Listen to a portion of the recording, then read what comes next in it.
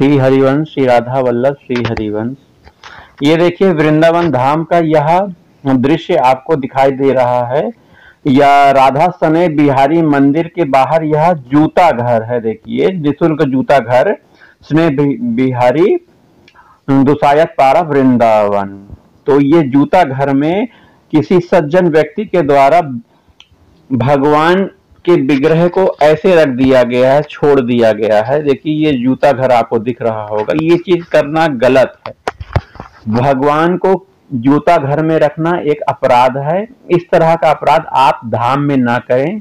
आप भगवान को टोकरी में या फिर अन्य जगह ऐसे उठा के मत ले जाइए, क्योंकि आप शरीर धर्म से युक्त हो। भगवान के लिए थोड़ी पवित्रता की आवश्यकता होती है। आपका शरीर पवित्र होना चाहिए, आप के हाथ पवित्र होने चाहिए, तभी आप भगवान को स्पर्श कर सकते हो। यह नियम है। इस तरह आप वृंदावन धाम में या अन्य जगह आप भगवान के विग्रह को डोली में डालकर लेकर नहीं जा सकते। आप देखिए आपको लघु शंका आ सकती है, दीर्घ शंका आ सकती है, सोच आदि आ सकता है, तो आप कैसे मैनेज करोगे बताओ।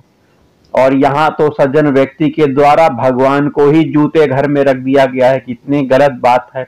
उसकी आस्था किस कोटि की होगी आप देखिए। भगवान हर जगह व्याप्त हैं, कण कण में व्याप्त हैं, तो इस श्री विग्रह में क्यों नहीं व्याप्त होंगे। जिसकी भावना प्रबल होगी भगवान इसी श्री विग्रह से प्रकट भी हो जाएंगे। लेकिन सज्जन व्यक्ति की भावना देखो, जूते घर में रख दिया गया है। लेकिन बेचारे हमारे भगवान भी बैठ गए हैं, सीधे साधे हैं ना हमारे प्यारे भगवान, वो भी बैठ गए हैं और इंतजार कर रहे हैं किसने मुझे छोड़ दिया, कहाँ चला गया है, अब पता नहीं वो लौटेगा कि नहीं लौटेगा। ये सब ईश्वर के ऊपर है। तो हमें पवित्रता का ध्यान रखना है। भगवान को पवित्र हाथों से छूना है, पवित्र पदार्थ का भोग लगाना है और पवित्र जगह उनको आसन में बैठालना है। ऐसे ही कहीं नहीं बैठाल देना है।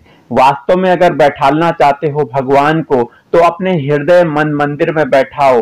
भगवान की जगह वही है। अपने हृदय को साफ करो, अपने मन को साफ करो। काम, क्रोध, लोभ, ईर्ष्या, मद, मत्सर जैसे बुराइयों से अपने आप को हटाओ।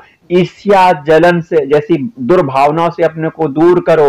मन को निर्मल करो। इसको करने का क्या साधन है? कैसे हम निर्मल कर सकते हैं भगवान के अपने हृदय में भगवान को बैठालने के लिए कैसे इन विकारों से दूर हो सकते हैं? तो निरंतर भगवान के नाम का जाप करो, भगवान के रूप का ध्यान करो। जब ऐसा दीर्घ काल तक करोगे, कई समय तक करोगे, तब आपका मन निर्मल होगा। ऐसे ही निर्मल मन में, निर्मल हृदय में भगवान का वास होता है। अपने भगवान को अपने हृदय मंदिर में रखो। अगर सेवा करना चाहते हो तो सही से सांगोपांग सेवा करो। भगवान को वृंदावन में धाम में ला रहे हो, टहला रहे हो, ठीक है, लेकिन पूरी पवित्रता का ध्यान रखना आपका यह कर्तव्य बन जा रहा है। इस तरह भगवान को जूते घर में रखना यह पाप है, यह बात ठीक नहीं है।